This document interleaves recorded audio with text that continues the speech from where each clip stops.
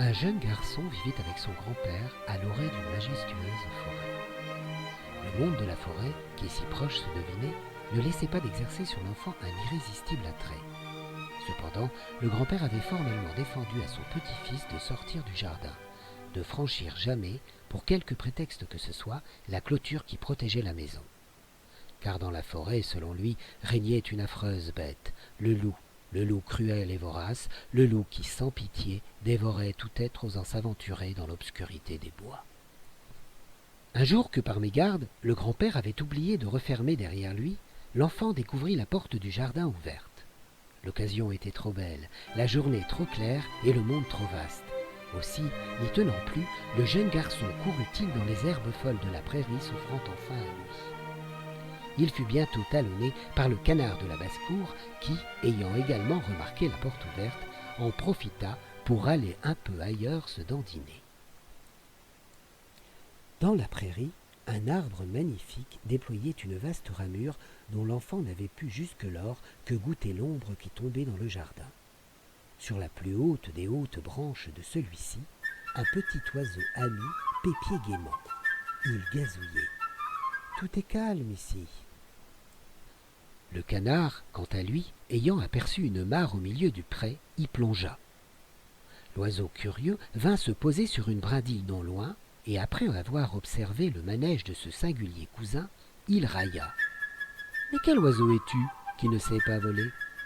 Du tac au tac, le canard avec mort rétorqua. « Et toi donc, quel oiseau, qui ne sais pas nager ?»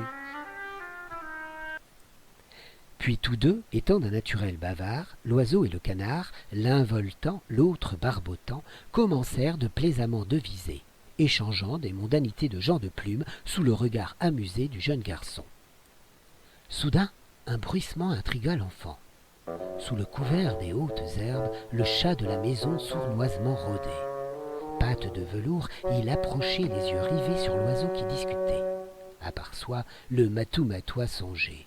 « Chante, bel oiseau, chante, chante bien qui je mangerai. » « Attention !» cria brusquement l'enfant. Et l'oiseau aussitôt s'escamota. Et le chat qui venait de bondir roula dans l'herbe, joué, ahuri et les griffes vides. Déconfit au pied de l'arbre dans lequel l'oiseau s'était réfugié, le chat amer raisonnait. « Que me servirait de grimper si haut? Quand j'y parviendrai, l'oiseau se sera déjà envolé. » Tout à coup, grand-père surgit. Il était furieux que son petit-fils lui ait désobéi et se soit risqué si loin de la maison. Il gronda.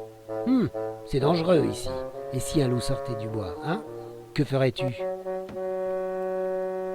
L'enfant, plein d'aplomb, fanfaronna que les grands garçons comme lui ne redoutaient pas les loups. Faisant fi des bravades de l'enfant, le grand-père saisit son petit-fils au col, l'emmena de recherche à la maison et boucla la porte du jardin à double tour. Il était temps, car à peine l'enfant était-il rentré qu'un énorme loup sortit de la forêt. Sur ses gardes, le chat, vif comme l'éclair, s'était déjà précipité dans l'arbre quand le canard en était encore à tremper insouciant. Mais dès qu'il vit le loup s'avancer, épouvanté, il se rua hors de la mare en caquetant. Malheureusement, malgré tous ses efforts, il ne parvenait pas à distancer le loup, qui courait plus vite et se rapprochait toujours davantage, plus près, toujours plus près, jusqu'à ce que, gloups, le loup happe le canard et tout rond l'avale. Et maintenant, écoutons voir où nous en sommes de cet étrange ballet. Au sommet de l'arbre perché, l'oiseau. Dans les branches basses, le chat. Et au-dessous, les toisant tous deux d'un œil gourmand, le loup. À l'abri dans le jardin, le jeune garçon, très calme et nullement apeuré, n'avait rien manqué de la scène qui venait de se dérouler sous ses yeux. Il méditait la meilleure façon de renverser la situation et de mener la danse. Une des branches du grand arbre dans lequel le chat et l'oiseau s'étaient juchés s'étendait jusque la clôture. Le jeune garçon, s'emparant d'une corde, y grimpa. Puis, il dit à l'oiseau en aparté. « Va voltiger autour de la gueule du loup, mais prends garde qu'il ne t'attrape. » L'oiseau virevolta autour du loup afin de l'entraîner dans une vertigineuse farandole. De ses ailes, il touchait presque la tête du loup qui sautait rageusement pour s'en saisir. Oh, que cet oiseau agaçait le loup, et que le loup avait envie de le croquer. Mais l'oiseau était bien trop adroit, et le loup en fut pour ses frais.